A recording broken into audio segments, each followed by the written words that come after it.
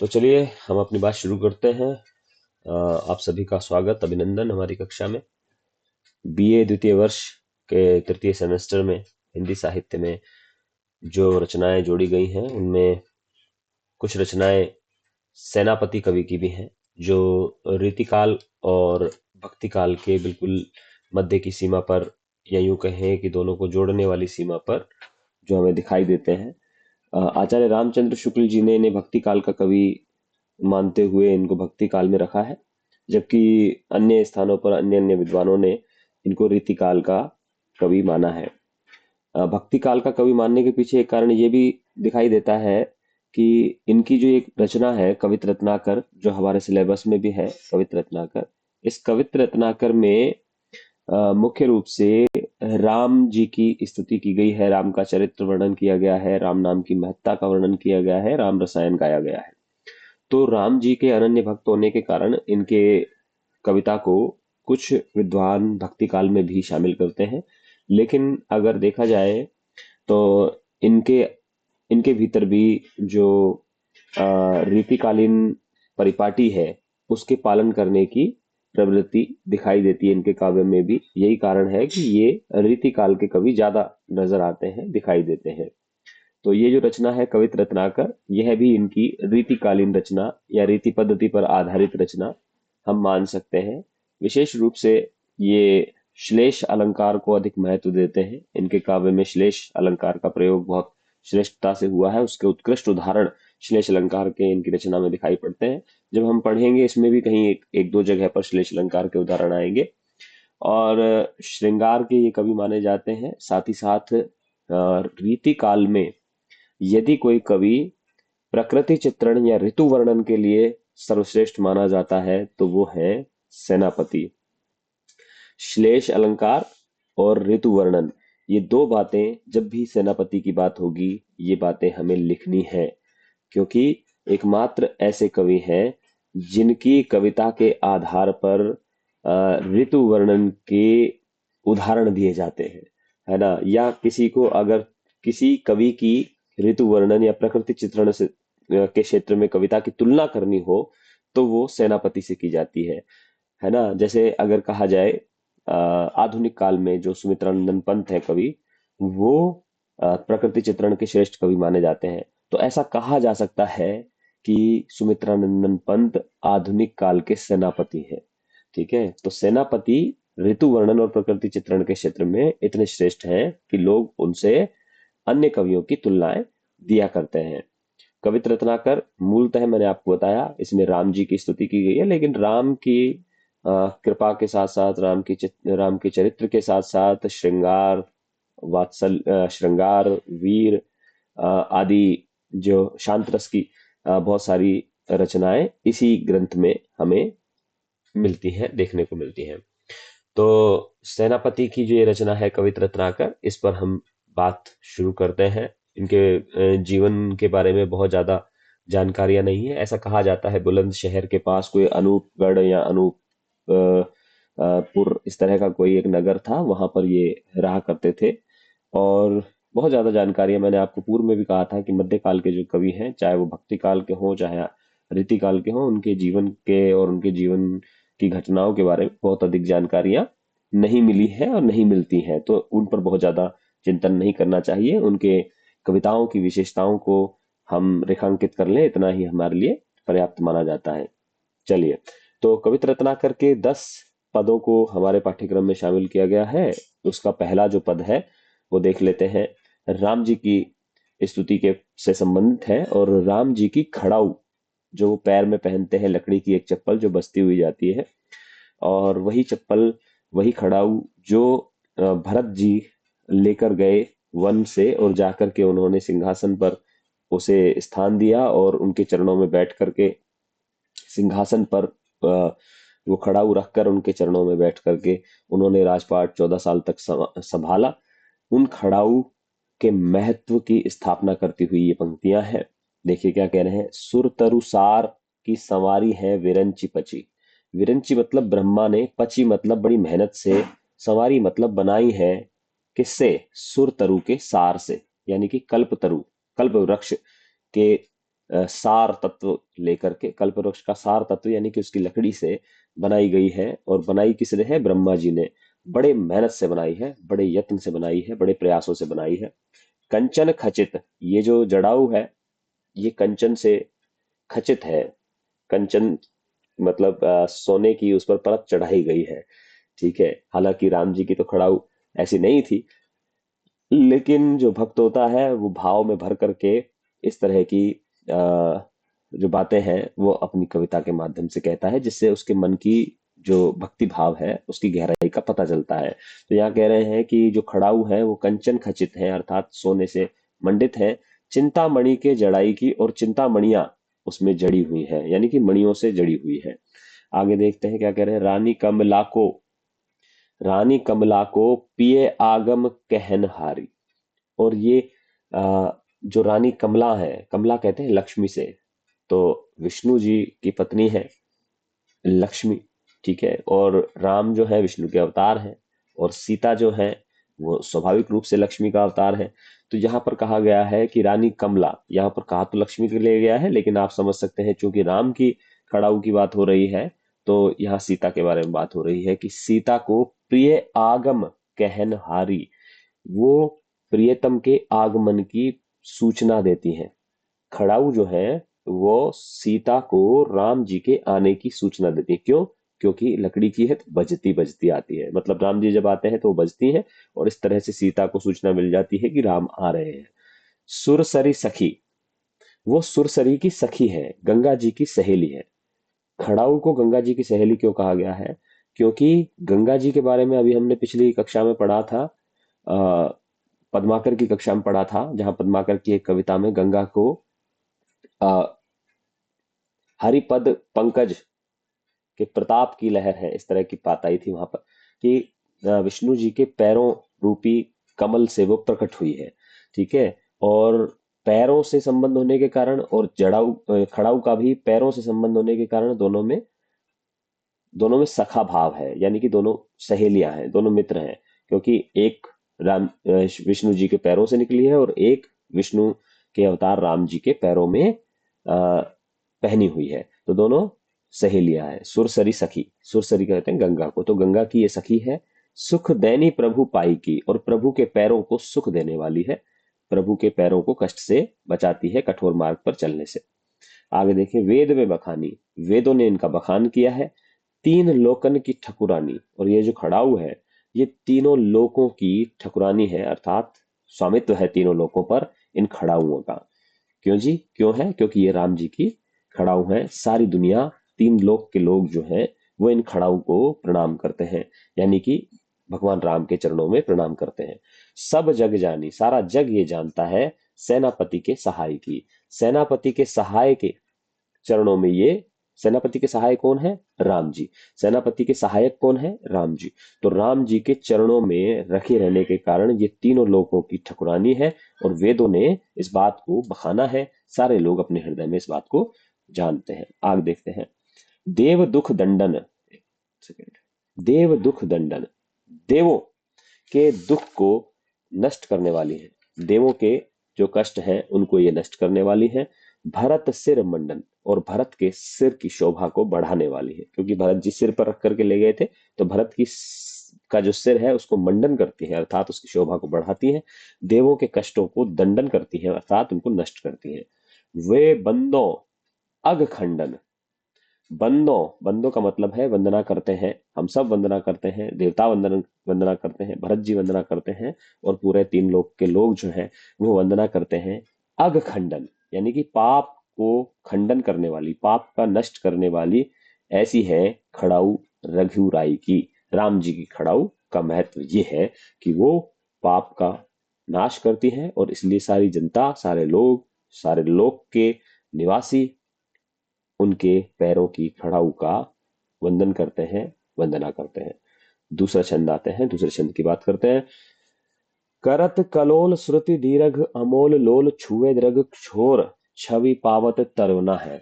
जहां पर देखें कि जो सीधी शुद्ध श्रृंगार की ये पंक्तियां हैं, यहाँ कोई देवी देवता की बात नहीं है, यहाँ ईश्वरत्व की बात नहीं हो रही है, ये भक्ति भाव का पद नहीं है, ये श्रृंगार का पद है। इसमें नायिका के नेत्रों की विशेषताओं को उभारा गया है। नायिका की जो नेत्र है उनकी सुंदरता को व्यक्त किया गया है। क्या कहा गया है? करत कलोल श्रुति दीर्घ अमोल लोल छुए दृग कोर छवि पावत तरोना है। तरोना एक आभूषण है जो कान में पहना जाता है। ठीक है, तो यहाँ कहा गया है कि जो तरोना है वह क्रीड़ा करता है, खेलता है। श्रुति दीर्घ, बड़े बड़े कान पर धारित होकर वो खेल करता है, हिलता है। अमोल, बड़ा अमूल्य है। लोल, सुंदर है। छुए दृग कोर, और प्रयास करता है कि आंखों के छोर को छू ले। हिलकर, कानों पर पहना हुआ है और हिलता ऐसे है मानो वो छूना चाहता है आंखों के छोर को। छवि पावत तरोना है। क्यों? क्योंकि वह चाहता है कि वह सुंदर तो है ही, लेकिन आंखों को छू लेगा तो और सुंदर हो जाएगा। यानी कि नायिका के जो नेत्र हैं वो इतने सुंदर हैं कि कानों का आभूषण भी हिल हिल कर उसको स्पर्श करना, उसके नेत्रों को स्पर्श करना चाहता है। आगे देखते हैं क्या कहा गया है। नाहि ने समान उपमान और सेनापति। उपमान और सेनापति, सेनापति के पास कोई उपमान ही नहीं है जिससे उसकी समानता की जा सके, नेत्रों की समानता की जा सके, ऐसा कोई उपमान ही शेष नहीं बचा है। ठीक है, छाया कछु धरत चकित मृग छोना है। लेकिन अगर थोड़ी बहुत तुलना करनी भी हो तो थोड़ा थोड़ा हम समझ सकते हैं, प्रतिबिंब है मृग छोना के। मृग छोना के जो चकित नेत्र हैं, मृग छोना का मतलब है मृग के बच्चे के चकित नेत्रों से थोड़ी बहुत तुलना उसकी की जा सकती है। हालांकि कब सेनापति कहता है कि उसके उसके समानता करने के लिए, समानता देने के लिए, उसकी समानता को बताने के लिए कोई उपमान मेरे पास नहीं है। यहाँ व्यतिरेक अलंकार है, ऐसा अलंकार जहां पर उपमान को उपमेय से माफ कीजिए, उपमेय को उपमान से श्रेष्ठ बता दिया जाए। ठीक है, तो जब उपमेय को उपमान से श्रेष्ठ बताया जाता है तो वह व्यतिरेक अलंकार होता है, यहाँ पर भी है। तो कवि कह रहा है कि जो नेत्र है वो इतने सुंदर हैं कि उनके समान कोई और दूसरी वस्तु की तुलना मैं कैसे करूं, मेरे पास तो उपमान ही खत्म हो गए हैं। थोड़ी बहुत अगर कोई तुलना की जा सकती है तो वो मृग छोना, मृग के बच्चे के चकित नेत्रों से उसकी तुलना की जा सकती है। ठीक है, और आगे देखते हैं। श्याम है वर्ण, श्याम है वर्ण, नेत्रों के वर्ण कैसा है, रंग कैसा है नेत्रों का? काला वर्ण है। ज्ञान धान के हरण, और ज्ञान और ध्यान को हरण करने वाले हैं ये नेत्र। जो इन्हें देख लेता है उनका ज्ञान और ध्यान सारा धरा रह जाता है। ऐसे सुंदर नेत्र हैं, लोगों के मन को हरण कर लेते हैं, लोगों की चेतना को बांध लेते हैं अपने आकर्षण में। मानो, आगे देखा क्या लिखा हुआ है, मानो सूरती को धरे वशीकरण के टोना है। सूरती को धरे मतलब लोगों की स्मृति खो जाती है, ऐसा वशीकरण का मंत्र है, वशीकरण का जादू है। लोगों को वशीकरण करने का एक जादू है। लोगों की स्मृतियों को, लोगों की सुधियों को, लोगों की सुरति को, ये सूरती है, सुरति है, सुरति का मतलब होता है ध्यान, याददाश्त, लोगों की स्मृति, लोगों की चेतना, उसका उसको धर लेती है, अर्थात उसे सीमित कर देती है, यानी कि उसे बांध लेती है। ऐसा आंखों में वशीकरण का टोना है, हिप्नोटिज्म का एक जादू है। मोहत है करी सैन, जब आंखों से इशारे कर देती है उसकी नायिका तो बड़े बड़े लोग मोहित हो जाते हैं। चैन के परम ऐन, ऐन का मतलब है भंडार। ठीक है, चैन के परम ऐन, लोगों को सुख देने का एक परम भंडार है। जो देखता है उसे सुख भी मिलता है और उसके इशारे जो हैं वो लोगों को मोहित कर देते हैं। और अंतिम पंक्तियां बड़ी सुंदर है। प्यारी तेरे नैन मेरे मन के खिलौना है। प्यारी नायिका, तुम्हारे जो नेत्र हैं वो मेरे मन के खिलौना है। मतलब नेत्रों को खिलौना कहा गया है, तो रूपक अलंकार है। ठीक है, तो प्यारी तेरे नैन मेरे मन के खिलौना है, मेरे मन के लिए एक खिलौने की तरह है, मनोरंजन का एक माध्यम है। जिनको मैं देख लेता हूं तो उतना ही आनंद मिलता है जितना कोई बच्चा खिलौने से जब खेलता है तो उसे प्राप्त होता है। ठीक है, यहाँ नेत्रों की सुंदरता के बारे में बताया गया था। तीसरे पद पे चलते हैं। कालिंदी की धार निर्धार है अधर गन अली के धरत जा निकाई के न लेस है। अब यहाँ देखिए, मैं थोड़ा बता देता हूँ इसकी भूमिका क्या है। कि यहाँ जैसे पिछले पद में नेत्रों की विशेषताओं को बताया गया था, नेत्रों की सुंदरता को बताया गया था, यहाँ नायिका के बालों की सुंदरता को बताया गया है। कहा गया है कालिंदी की धार निर्धार है अधर, ऐसे हैं नायिका के बाल जैसे कालिंदी यमुना की कोई धार हो और आकाश से निराधार वह अधर में लटक रही हो। नायिका के बाल जो हैं वो जब ऐसे ऐसे हिलते होंगे तो नायक या कवि ऐसा प्रतीत हो रहा है उसे कि क्योंकि कालिंदी कहा गया है यमुना को, उसका पानी भी श्याम वर्ण है, तो ऐसा कहा गया है कि जैसे नायिका के जब बाल हिलते हैं तो ऐसा लगता है कि आकाश से यमुना नदी उतर रही हो अपनी लहरों के साथ। आकाश से निराधार, कोई आधार नहीं है, कहीं लटकी हुई नहीं है, लेकिन ऐसा लगता है कि आकाश से कहीं उतर रही हो। तो कालिंदी की धार से उसकी उत्प्रेक्षा की गई है, संभावना व्यक्त की गई है कि कहीं ऐसा तो नहीं कि उसके जो बाल हैं ये यमुना ही कोई यमुना की जो ही धार है वो आकाश से एक धारा के रूप में उतर रही हो। गण अली के धरत जा निकाई के न लेस है। गण का मतलब है गण, अली, अली का मतलब है भंवरा, भंवरे के समूह के धरत जा निकाई के न, निकाई का मतलब होता है सुंदरता, न लेस है का मतलब है उससे तुलना नहीं कर सकते। यानी कि भंवरे के जो भंवरे का जो समूह है वह भी उसके बालों के चिकनेपन, उसके बालों की सुंदरता से उसकी तुलना नहीं की जा सकती है। ठीक है, लाइट चली गई है लेकिन मुझे लगता है कि आपको तो कोई समस्या नहीं आ रही होगी।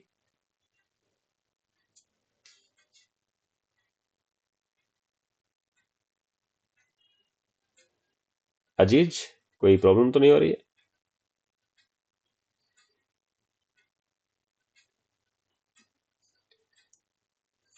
मेरी आवाज सुनाई दे रही है ना सभी को?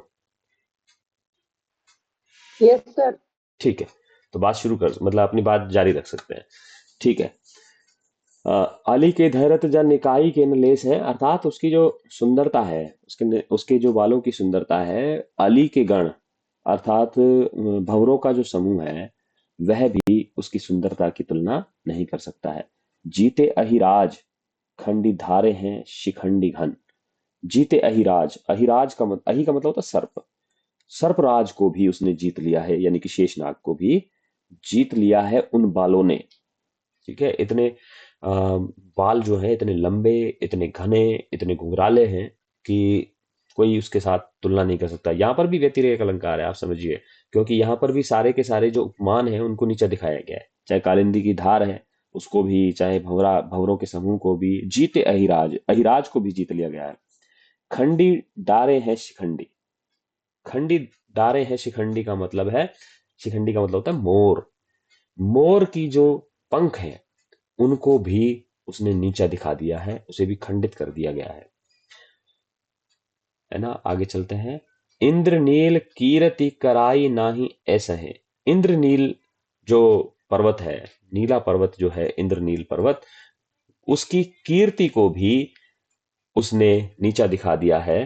अर्थात किसी भी प्रकार जो नीलमणि, आ, नीलमणि पर्वत भी कहा जा सकता है, और नीलमणि, नीलमणियां जो होती हैं उनकी जो श्रेष्ठता है, उनकी जो कीर्ति है, उनका जो यश है, उसको भी उसने नीचा दिखा दिया है।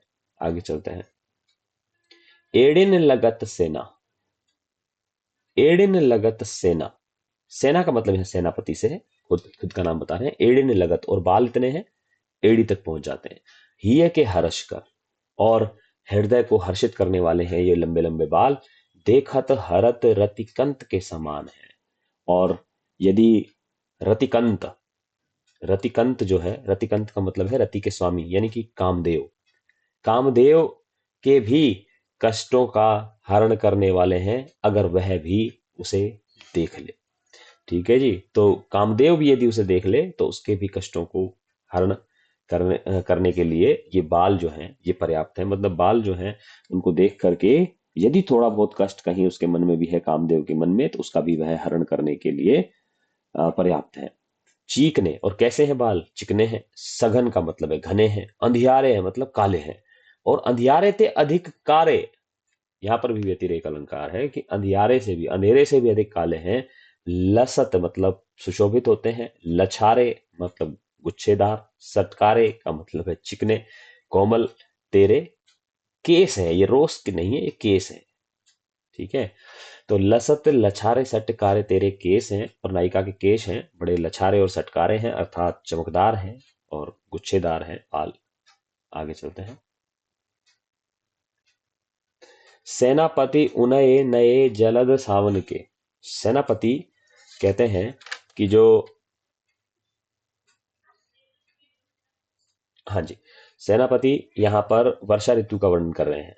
किसका वर्णन कर रहे हैं? वर्षा ऋतु का। और कह रहे हैं कि सावन के नए बादल जब आते हैं, सेनापति उनये, उनये का मतलब है जैसे ही घिर आए हैं बादल सावन के, चारी हूं दिसान घुम रत भरे तोई के, और चारों दिशाओं से उमड़ घुमड़ करके आ रहे हैं और पानी से भरे हुए हैं। तोई, तोय तोय मतलब जल, जल से भर करके आए हैं और जल से भरे हुए हैं। शोभा सरसान, और मानो बरसात के रूप में शोभा बरस रही हो। न बखाने जात काहू भांति, किसी भी प्रकार से उनका बखान किया जाना संभव नहीं है। आने हैं पहाड़ मानो काजर के ढोई के, यहाँ उत्प्रेक्षा अलंकार है, मानो। ठीक है, आने हैं पहाड़ मानो काजल के ढोई के, मानो काजल के पहाड़ धोकर के लाए गए हों, ऐसे ऐसे काले बादल आए हैं आकाश में। तो यहाँ पर उत्प्रेक्षा अलंकार है, एक वस्तु में दूसरी वस्तु की संभावना व्यक्त की गई है। घन सो गगन छय, और सारा आकाश काले बादलों से छा गया है। तिमिर सघन भयो, और तिमिर अंधकार सघन हो गया है। देख ही न परत मानो रवि गयो खोई के, और सूर्य दिखाई नहीं देता है मानो खो गया हो। यहां पर भी उत्प्रेक्षा अलंकार है। जब अंधकार हुआ तो ऐसा लगता है कि मानो सूरज ही खो गया हो। चारि मास भरी श्याम निशा के भरम करे, चारि मास भरी श्याम निशा के भरम करी, मेरे जान याही ते रहत हरि सोई के। चारि मास भरी श्याम, और ये जो 4 मास है, काली घटा ऐसी घिरी रहती है कि निशा का भ्रम होता है, निशा का भ्रम होता है, भ्रम होता है। चारों मास इतने हैं, चारों मास में इतना अंधकार रहता है कि रात का भ्रम होता है, ऐसे लगता है कि रात ही रात है। ठीक है, मेरे जान यहाँ ते रहत हरि सोई के, इसलिए शायद 4 महीने विष्णु जी सोए रहते हैं, देव सो जाते हैं। ठीक है, यहाँ देव सोने की जो एक हमारी संस्कृति में एक परंपरा मानी गई है, जब विवाह नहीं होते, मांगलिक कार्य नहीं होते, कहते हैं ना देव सो गए। तो यहाँ जब ये चौमासा आता है, वर्षा ऋतु जब आती है, तो इतना अंधकार रहता है आकाश में कि लगता है कि शायद इसी कारण हरि जो है, विष्णु जो है, वो सो जाते हैं, उठते नहीं हैं, देव सो जाते हैं। तो हमारी हमारी हिंदू संस्कृति की एक सुंदर परंपरा जो देव सोने की परंपरा कही गई है, जिसमें मांगलिक कार्य नहीं होते, उसको इसके साथ जोड़ा गया है। और यहाँ पर भी उत्प्रेक्षा अलंकार है। वास्तविक कारण ये नहीं है देव सोने का, लेकिन यहाँ वास्तविक कारण न होते हुए भी एक कल्पित कारण को उसके ऊपर आरोपित कर दिया गया है। तो जहां वास्तविक कारण न हो और कल्पित कारण को आरोपित किया जाए, तो वहां हेतु उत्प्रेक्षा अलंकार होता है। ये उत्प्रेक्षा का एक भेद है। ठीक है, चलिए, हेतु उत्प्रेक्षा। आगे बात करते हैं, 5वें छंद पर बात करते हैं। केतिक, केतकी, केतकी अशोक नव चंपक बकुल कुल, कौन धो वियोग नीको ऐसो विकराल है। सेनापति सांवरे की सूरती की सूरती कराई करी डारत बिहाल है। और दक्षिण पवन एति ताहु की दवन, जऊ सुनो है भवन पर देश प्यारो लाल है। लाल है प्रवाल फूल देखत बिकराल, जऊ फूले और साल पे रसाल और साल है। ये देखिए, ये वसंत ऋतु का वर्णन किया गया है। ठीक है, पहले पद में अगर हम देखें तो पहले पद में जो वर्णन था राम की खड़ाऊ का था, दूसरे पद में वर्णन किया गया नेत्रों का, तीसरे पद में बालों का, चौथे पद में वर्षा का, और 5वें पद में यहाँ वसंत ऋतु का वर्णन किया गया है। और कहा गया है कि वसंत ऋतु में केतकी एक वृक्ष की, एक वृक्ष है केतकी, है ना, अशोक, चंपक और बकुल, ये सारे वृक्षों का नाम है। ठीक है, कुल कौन धो वियोगिनी को ऐसो विकराल है, इनका सौंदर्य इतना बढ़ गया है, मतलब वृक्षों का सौंदर्य वसंत ऋतु में इतना बढ़ जाता है कि जो विकल वियोगिनियां होती हैं, जिनके पति उनसे अलग हैं, जिनके नायक उनसे अलग हैं, ऐसी नायिकाओं के लिए वो बड़े कष्टदायक हो जाते हैं। ठीक है, तो वसंत ऋतु में जब वृक्षों पर बड़ी हरियाली आ जाती है, तो वियोगिनी स्त्रियों के लिए वो विकराल हो जाती हैं, अर्थात कष्टदायी हो जाते हैं। आगे देखिए, सेनापति सांवरे की, सेनापति कहते हैं कि अपने अपने नायकों की सुरती की, सुरती की, सुरती कराई करी डारत बिहाल है। अब आप ये देखिए, सुरती, सुरती और सुरती, यहाँ तीन सुरती है, यहाँ पर सूरती है, बस यहाँ पर बड़ा ऊ की मात्रा है और दो में छोटा ऊ की मात्रा है। सूरती, सूरती का मतलब है मुखड़ा, चेहरा, सूरत। ठीक है, सूरत। सुरती की, सुरती की यानी कि याद की, माफ कीजिए, यहाँ याद नहीं है इसका तात्पर्य, यहाँ पर इसका तात्पर्य है सुरति की, अर्थात काम क्रीड़ा। सु यानी सुंदर, रति का मतलब है क्रीड़ा, प्रेम, काम क्रीड़ा से मतलब है यहाँ पर। तो नायक के द्वारा जो नायिका के साथ काम क्रीड़ा की जाती है, सूरत पहले तो याद आती है सूरत की, और फिर काम क्रीड़ा की, सुरति मतलब याद आना। ठीक है, तो जब वसंत ऋतु आती है और जब चारों तरफ हरियाली छा जाती है, तो सेनापति कहते हैं कि नायिकाओं को अपने सांवरे अर्थात नायक की, नायक का चेहरा याद आता है, उसकी काम क्रीड़ा याद आती है, और डारत बिहाल है, और सारी नायिकाएं, नायिकाओं को ये जो याद है, ये जो सुरती है, वो बेहाल कर डालती है। अर्थात जब हरियाली आ जाती है, चारों तरफ सुंदर वातावरण हो जाता है, ऐसे में जो जिनके प्रियतम विदेश गए हुए हैं, उनकी नायिकाएं उनकी चेहरे को याद करती हैं, उनकी काम क्रीड़ाओं को याद करती हैं, और ये जो याद है, ये उनके हाल बेहाल कर डालती है। आगे चलते हैं।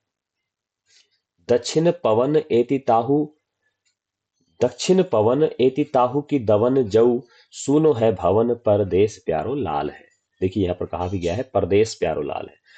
जो दक्षिण पवन चलती है, यानी कि वसंत ऋतु में जो पवन चलती है वो दक्षिण पवन चलती है, और ऐसे चलती है कि उस वह दवन, दवन का मतलब है दवन, दक्षिण पवन तो कम का मतलब है जो दक्षिण से होकर के जो पवन आती है, जिसको मलय पवन भी कहा गया है। मलयागिरी पर्वत से आने वाली जो सुगंधित और शीतल वायु होती है, उसके बारे में कहा गया है। तो जो इस सुगंधित और शीतल वायु आती है, दक्षिण पवन, वह जब आती है तो वह स्त्रियों को, वह वियोगिनियों को शीतलता तो नहीं देती है, अपितु दवन, दवन का मतलब है जलन। ठीक है, वह उनको जलन देती है, अर्थात उन्हें और ज्यादा कष्ट प्रदान करती हैं।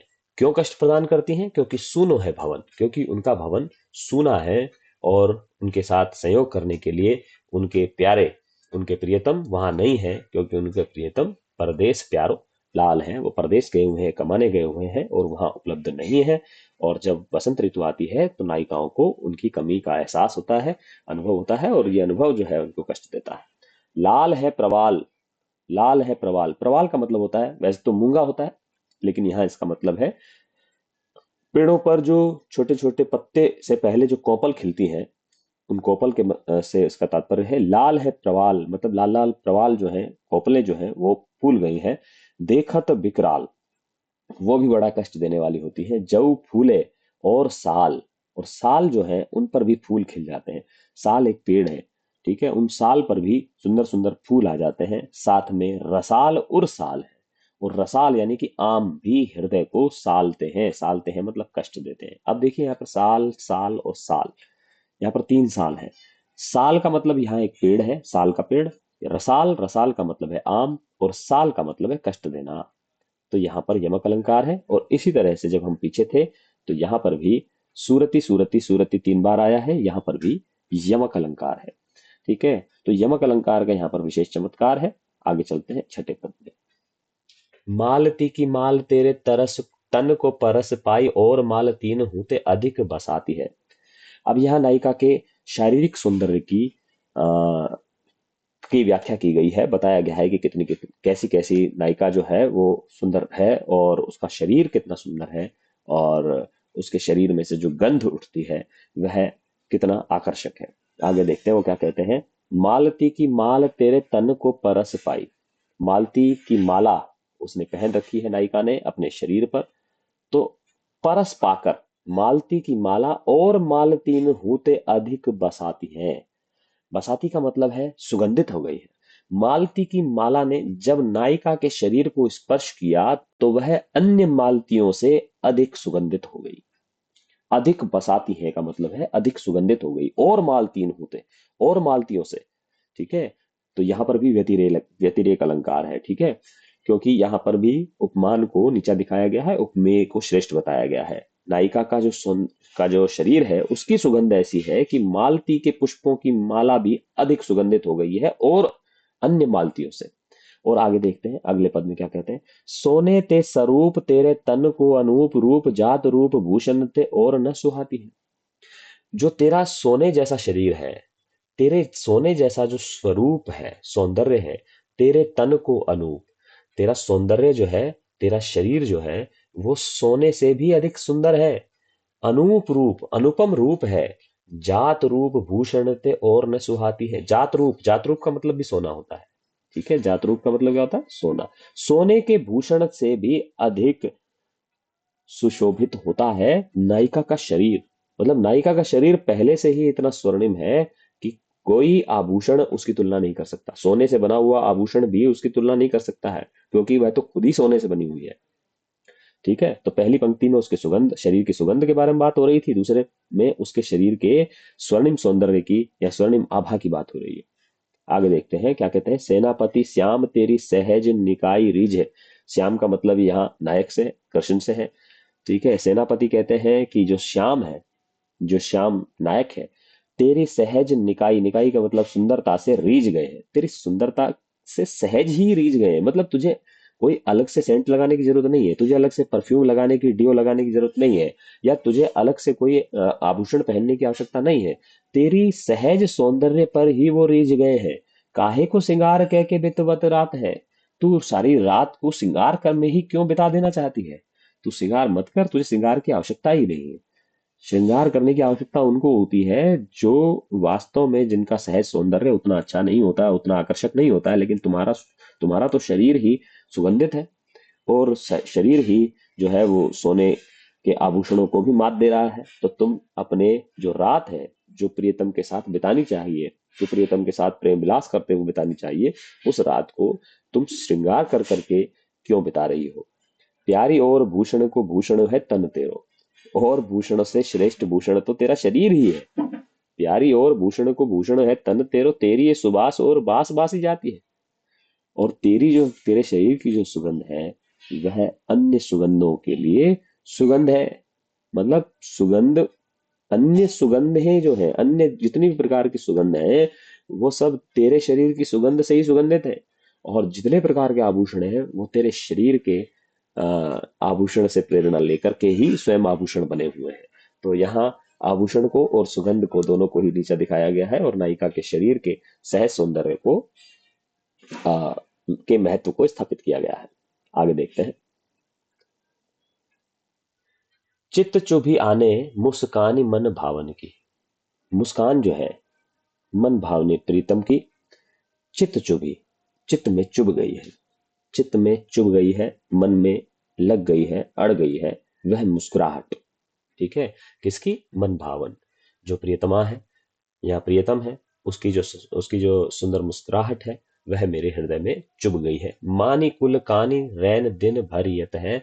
बस अपने कुल की कहानी को याद करके रात दिन वह अपने आप को, भरियत का मतलब यहाँ नियंत्रण करके रखता है। ठीक है, हालांकि नायिका की जो मुस्कुराहट है वो इतनी सुंदर है कि वह किसी भी प्रकार की मर्यादा से बंधा हुआ न होता तो अभी दौड़ करके नायिका के पास चला जाता। लेकिन चूंकि उसके कुल की एक मर्यादा है, जो उसे रात दिन मन ही मन, आ, वह मन ही मन रात दिन उस मुस्कुराहट को याद करके रहता है, लेकिन नायिका के पास अपना प्रणय निवेदन लेकर के नहीं जाता है। भूल ही गए होगे है, अपना घर भूल गया है। सेनापति अति बाढ़्यो नेह, नेह बढ़ गया है, प्रेम बढ़ गया है, घर भूल गया है, चैन में न देह, देह में चैन नहीं है, मैन बस परियत है, मैन का मतलब होता है कामदेव, बस परियत है का मतलब है कामदेव के वशीभूत हो गया है, कामदेव के बस में पड़ गया है, कामदेव ने उस पर वश कर लिया है। ठीक है, कामदेव जो प्रेम का देवता है, ऐसा कहा जाता है कि यदि किसी के मन में किसी के प्रति आसक्ति, आकर्षण, प्रेम और कोई किसी प्रकार का प्रणय अगर जागृत होता है तो उसके पीछे कामदेव का प्रभाव होता है, ऐसा कहा जाता है। ठीक है, तो कामदेव के वह बस पड़ गया है। लोग उत्पाती, लेकिन लोग क्या हैं, लोग बड़े उत्पाती हैं। काना बाती है करत घाती, काना बाती करते हैं, घाती हैं, घातक है। ठीक है, लोग कष्ट पहुंचाना चाहते हैं, कानाफूसी करते हैं, उत्पाती हैं। नायक के मन में नायिका के प्रति प्रेम है, बेचारा घर में रहता है, मर्यादा का पालन करता है, हालांकि घर को भूल गया है, सभी प्रकार से उसके मन में नेह है, चैन, देह में चैन नहीं है, कामदेव के वशीभूत हो गया है। लेकिन लोग क्या है, बड़े उत्पाती हैं, कानाबाती करते हैं। जब गली वाकी नैक पांव धरियत है, जब भी उसकी गली में थोड़ा भी पांव रखता हूँ, थोड़ा भी, नेक, नेक पांव धरियत है, जब भी उसकी गली में थोड़ा भी पांव रखता हूँ, एक संग रंग ताकि चर्चा चलावे कौन, आंखी भरी देख बे की साध मरियत है। जब उसकी गली में पैर धरता हूँ तो लोग बड़ा बवाल पैदा करते हैं, कानाबाती करते हैं, और उसके रंग ढंग की, उसके साथ पाने की तो चर्चा ही क्या करूं, उसकी चर्चा तो क्या ही करूं कि जब वो मुझे मिल जाएगी, या जब मैं उसके साथ हो जाऊंगा, या जब वो मेरे साथ होगी, या उसके सुंदर जो रंग ढंग है उसकी तो मैं बात ही क्या करूं। आंख भरी देखी वे की साध मरियत है, आंख भर देखने की जो साध है उसके लिए ही मैं मरा जा रहा हूँ। ठीक है, नायिका को एक नजर देखने की इच्छा जो है वही मुझे मारे डाल रही है, उसके साथ होने की तो बात ही क्या करूं। यहाँ नायिका के सौंदर्य की बात की गई है, और नायक के मन में नायिका के प्रति जो गहरा प्रेम है उसके अभिव्यक्ति यहाँ पर की गई है। आगे देखते हैं, ये भी शायद बसंत ऋतु का ही, हाँ, बसंत ऋतु का ही एक छंद है, और इसमें बसंत ऋतु की महिमा के बारे में बताया गया है। वर्ण वर्ण तरु फूले उपवन बन, वर्ण वर्ण के, रंग रंग के वृक्षों पर फूल, यानी कि वृक्षों पर रंग रंग के फूल उपवन में और वन में खिल गए हैं। ठीक है, वन में, उपवन में, पेड़ों पर तरह तरह के फूल खिल गए हैं। ऐसा प्रतीत होता है जैसे कि कोई चतुरंगिणी सेना हो, दल का मतलब होता है सेना, चतुरंगिणी का मतलब, चतुरंग का मतलब है चार रंग, चार रंग की सेना कोई चली आ रही हो। लहियत है, सोई चतुरंग संग दल लहियत है, ऐसा लगता है कि कोई चतुरंगिणी सेना चली आ रही हो। ठीक है, चतुरंगिणी सेना क्या होती है, सेना में आप देखें, हाथी होते हैं, घोड़े होते हैं, और रथ होते हैं, और पैदल होते हैं, तो चार तरह की सेना होती है। इसी तरह से अलग अलग रंग के फूल जो है वृक्षों पर खिल गए हैं, ऐसा लगता है कि कोई किसी राजा की चतुरंगिणी सेना वृक्षों पर तैनात हो गई है। बंदी जिनी बोलत बिरद वीर कोकिल है, यहाँ वीर की जगह कीर कर लेना, कीर का मतलब होता है तोता। ठीक है, तोता और कोयल बोलने लगे हैं, ऐसा प्रतीत होता है मानो बंदीजन, बंदीजन का मतलब होता है जो चारण भाट होते हैं, कवि जो होते हैं, जो राजाओं के साथ, उनकी सेना के साथ चलते हैं, तो चारण भाटों के समान बोल रहे हैं तोते और कोयल, और सुना रहे हैं उसकी, उसके कीर्ति के, उसके यश के गीत। विरद, विरद का मतलब होता है कीर्ति के, यश के गीत, प्रताप के गीत गाना। ठीक है, तो कीर और कोयल गीत जो गा रहे हैं, ऐसा प्रतीत होता है कि वो किसी चारण कवि के समान ऋतुराज, जो वसंत को ऋतुराज भी कहा जाता है, ऋतुओं का राजा कहा जाता है, तो ऋतुओं के राजा वसंत की प्रशस्ति सुना रहे हैं कोयल और तोते। चलो आगे देखते हैं, गुंजत मधुप गान, और मधुप जो है, भंवरे जो है वो गूंज रहे हैं, गीत सुना रहे हैं, गुण गहियत है। राजा वसंत रूपी जो राजा है, यहाँ वसंत को राजा का रूप दिया गया है, रूपक अलंकार भी है, तो वसंत रूपी राजा के गुणों को अपने मन में ग्रहण करके उनके गुणगान कर रहे हैं भंवरे। भंवरे गूंज नहीं रहे हैं, भंवरे गुणगान कर रहे हैं, किसका, वसंत रूपी राजा का। आवे आसपास पुहुपन की सुबास, और आसपास से जितने भी पुष्प हैं, पुष्प हैं, उनकी सुवास, सुंदर गंध आ रही है, सुगंध आ रही है। सौंधे के सुगंध मांझ सने रहियत है, और चारों तरफ से सौंधी सौंधी सुगंध में सना रहता है। जो भी वसंत को अनुभव करता है वह अपने आसपास अलग अलग तरह की सुगंध से सना रहता है। शोभा को समाज, और समाज जो है बड़ा शोभा से भर गया है। सेनापति कह रहा है कि सारे सुख के और सारे जितने भी आनंद के सामान है आज वो सारे उपलब्ध हो गए हैं। आवत वसंत ऋतुराज कहियत हैं, ऐसा लोग कह रहे हैं कि ऋतुराज आ रहा है। ठीक है, वसंत जो है वो ऋतुओं का राजा है और ऐसा प्रतीत होता है कि ऋतुराज आ रहा है, लोग ऐसा कहते हैं। ठीक है, लोग ऐसा कहते हैं कि ऋतुराज आ रहा है, इसीलिए चारों तरफ खुशबू है, चारों तरफ कोयल बोल रही हैं, फूलों से खुशबू आ रही है, अलग अलग चतुरंगिनी प्रकार की सेना की तरह से अलग अलग पुष्प खिल गए हैं। चलिए, वसंत की बात थी और अब देखते हैं किसकी बात हो रही है। छूटत फुहारे सोई बरसा सरस ऋतु। वर्षा, बारिश जो है वो एक ऋतु है, सरस बरसने वाली ऋतु है। कहाँ? जहां फुहारे लगे हुए हैं। अब यहाँ ये जो पद है ये बड़ा उत्तम पद लगा मुझे सेनापति का, क्योंकि इसमें राजमहल के गर्मी का दृश्य है। राजमहल में जब गर्मियां होती हैं तो केवल गर्मी की ऋतु नहीं दिखाई पड़ती है, अपितु 6 की 6 ऋतुएं दिखाई देती हैं राजमहल में। हमारे घरों में नहीं, हमारे घरों में तो आग बरसती है। हमारे घरों में तो जो कूलर हैं वो भी दम तोड़ देते हैं, एसी भी थोड़ा बहुत जिन जिन लोगों के घरों में है वो भी कह देते हैं कि भैया मेरे बस की नहीं है, इतनी गर्मी पड़ रही है ना। लेकिन जो राजमहल है, अब वो राजमहल, पुराने जमाने के राजमहल तो आपने क्या देखे होंगे, है ना। लेकिन आजकल भी कुछ कुछ लोगों के पास राजमहल है। ठीक है, अंबानी अडानी और इनके पास क्या है, इनके पास राजमहल है। ठीक है, तो वहां पर आप देखें, छूटत फुहारे, वहां चारों तरफ फुहारे छूटते रहते हैं, ऐसा लगता है कि वर्षा ऋतु आ गई है। गर्मी की बात हो रही है, गर्मी में फुहारे चला देते हैं तो ऐसा लगता है कि वर्षा ऋतु हो रही है। और सुखदाई है सरद छिड़काई सी, और जब छिड़काव कर देते हैं शाम के समय, रात के समय, सोने से पहले, जो राजा हैं उनको सुख प्रदान करने के लिए चारों तरफ जल का छिड़काव कर दिया जाता है, तो ऐसा लगता है कि शरद ऋतु आ गई है। आगे देखते हैं। हेमंत शिशिर हूते सिरे खस खाने, और खस खाने, ऐसी ऐसे स्थान बना दिए जाते हैं खस की पट्टियों से चारों तरफ से, इस तरह के स्थान बना दिए जाते हैं कि वो गीली एक जो बांस की खपच्चियां लगा करके और उसके ऊपर एक जालीदार पर्दा लगा करके उनको गीला कर दिया जाता था, और जब हवा वहां से आती थी तो वो ठंडी होकर के कमरे में प्रवेश करती थी। उस जगह को खस खाना कहा गया है। ठीक है, तो खस खाने जो है वो सीरे, सीरे का मतलब है शीतल होते हैं। किसकी तरह? हेमंत और शिशिर की तरह। हेमंत ऋतु में और शिशिर ऋतु में जैसे ठंडक होती है, ऐसे राजा जी के खस खाने हैं। छिन रहे तपति मिटाति सब काई की, और ये जो खस खाने हैं वो छीन रहे हैं तपत।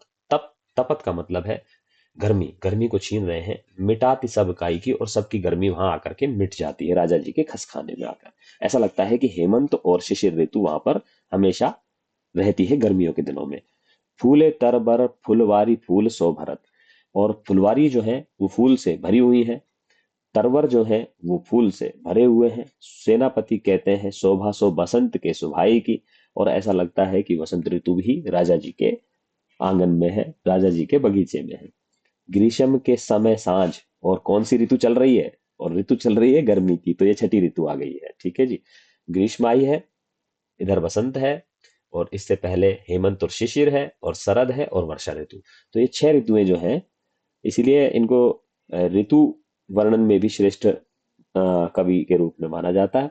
देखिए, ग्रीष्म के समय सांझ राजमहलन मांझ, राजमहलों के बीच ग्रीष्म के समय, ग्रीष्म ऋतु में सांझ के समय, पैयत है शोभा षट ऋतु समुदाय की, पाई जा सकती है 6 ऋतुओं का जो समुदाय है उसकी शोभा ग्रीष्म ऋतु की सांझ में राजा जी के महल में पाई जा सकती है। तो यहाँ आप देखें कितनी सुंदर एक छंद इन्होंने बनाया है कि राजा जी के महल में गर्मी की सांझ को सारी 6 ऋतुएं एक साथ देखी जा सकती है। और ये जो है ये शीत ऋतु के बारे में है। शीत ऋतु जो होती है उसमें सर्दी की जो ऋतु है, आज भी हमें जब हमारे यहाँ सर्दी पड़ती है तो लगभग 0 डिग्री और -डिग्री में तापमान चला जाता है और बहुत जाड़ा लगता है। ऐसी ही उस समय की स्थितियां रही होंगी। तो आप इससे ये भी पता लगा सकते हैं कि आज से 500 साल पहले लगभग, क्योंकि ये 1700 संवत के आसपास के हैं, तो 400 साढ़े 300 साल के आसपास का समय बीत चुका है इनकी बातों को। तो 350 साल पहले या साढ़े 300 400 साल पहले किस तरह का वातावरण सर्दियों की ऋतु में रहा करता था, तो यहाँ पर आप देख सकते हैं। शीत को प्रबल, प्रबल शीत है, बहुत तेज शीत शीत है, ऐसा लगता है कोपी चढ़ियो दल, जैसे कि शीत ऋतु ने किसी विरोधी राजा की तरह पूरी सेना को लेकर बड़े क्रोध से चढ़ाई कर दी हो, बड़े क्रोध में आकर शीत ऋतु ने अपनी कोई चढ़ाई कर दी हो युद्ध लड़ने की। निबल अनल, अनल जो है आग भी निर्बल हो गई है, आग भी। अब आप देखें गर्मी में जो चाय है वो 2 मिनट में बन जाती है गैस पर, और मान लीजिए एक एग्जांपल दे रहा हूं कि 2 मिनट में अगर बन जाती है तो सर्दी में 4 मिनट लगते हैं उसको। क्यों? क्योंकि आग का जो प्रभाव है वो वातावरण के वातावरण में तापमान की कमी होने के कारण उसका प्रभाव कम हो जाता है। तो यहाँ वो बता रहे हैं कि अनल जो है वो निर्बल हो गया है। गयो सूर सियराय के, सूर का मतलब है सूर्य भी, सियराय मतलब जड़ा गया है, ठंड लग गई है, सूरज को भी ठंड लगती है। अब आप देखें कि दोपहर में 1 बजे आप जून के महीने में बाहर खड़े हो जाएं धूप में तो आप खड़े नहीं हो सकते हैं, और अगर आप सर्दियों के महीने में दिसंबर में जनवरी में 1 बजे 2 बजे आराम से धूप में अपनी खाट डाल करके सो जाते हैं।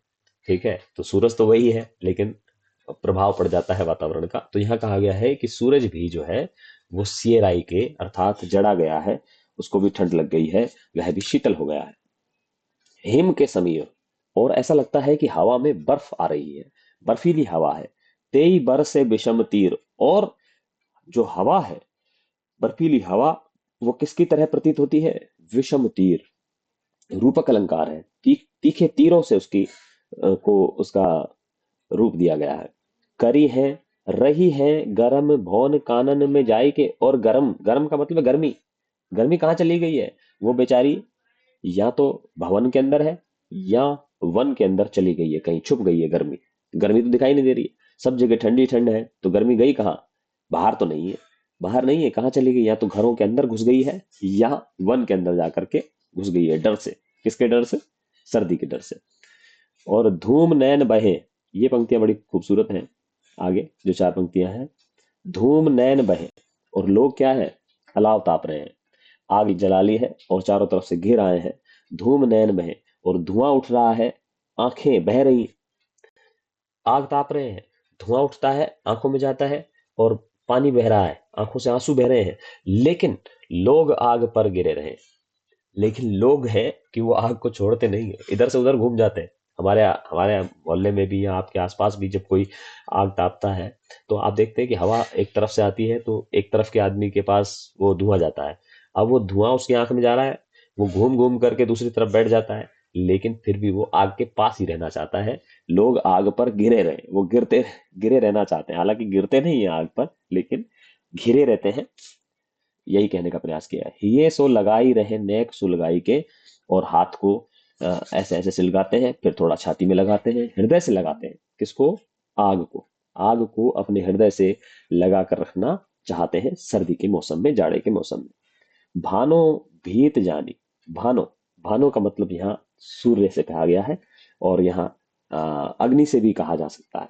भानो भीत जानी, सूरज को डरा हुआ जानकर, ठीक है, या अग्नि को डरा हुआ जानकर, महाशीत में, महाशीत से डरा हुआ जानकर, किसको? अग्नि को। पसार पान, लोग अपने हाथ पसार कर, छतिया की छाह, छातियों की छाह राख्यो पाउक छुपाए के, पावक, पावक को, अग्नि को छिपा लेते हैं अपनी छातियों में, अपनी छातियों की छाया में अग्नि को छुपा कर रखना चाहते हैं। क्यों छुपा कर रखना चाहते हैं? क्योंकि वो जानते हैं कि आग डर रही है, किससे? सर्दी से।